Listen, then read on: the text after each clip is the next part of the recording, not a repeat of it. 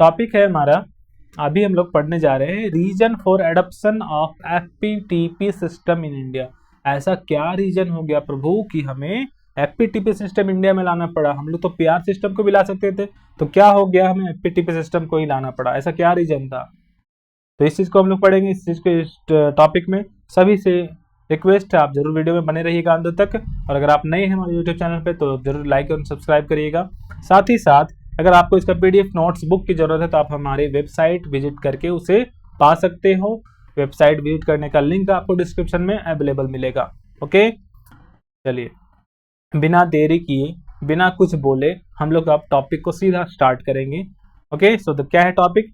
Reason for adoption of FPTP system in India. FPTP means जो क्या होता है, फर्स्ट पास्ट द पोस्ट।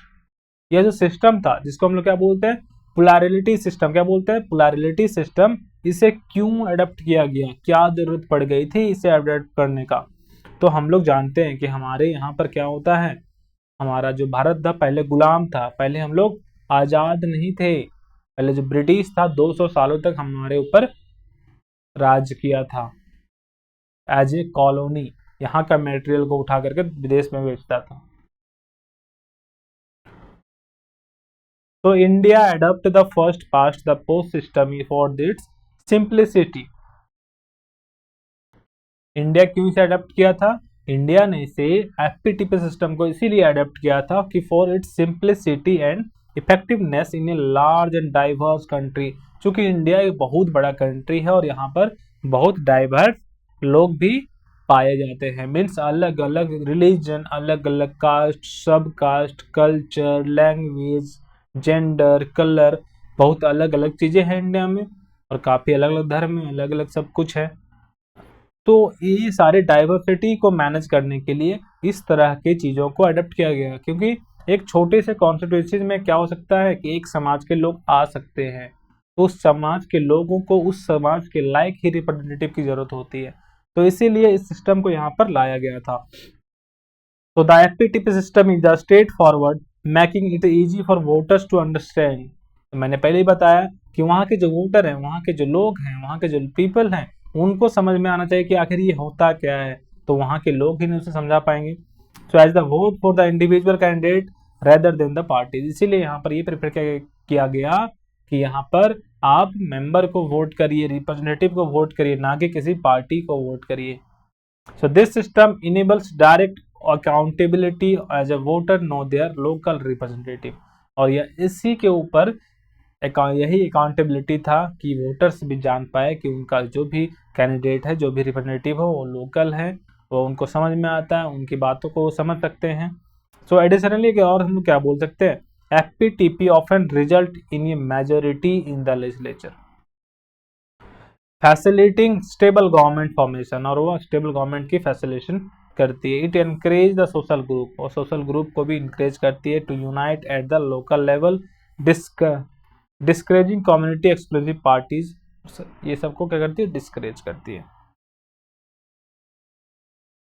लेकिन while FPTP generally leads to party system, लेकिन जो एफपीटीपी जनरली लीड्स क्या करता है, as a two party system. India में टू पार्टी सिस्टम को लीड करता है। In India it has adapted to the accommodate multi party coalition and emerging two party expectation. So despite inherent structure, this flexibility has allowed the new and smaller parties to participate in their electoral competition। वह कोई भी parties, कोई भी candidate क्या कर सकते हैं, उसके साथ मर्ज हो सकते हैं अगर वो चाहेंगे तो हम लोग समझेंगे इसे शॉर्ट पॉइंट के थ्रू।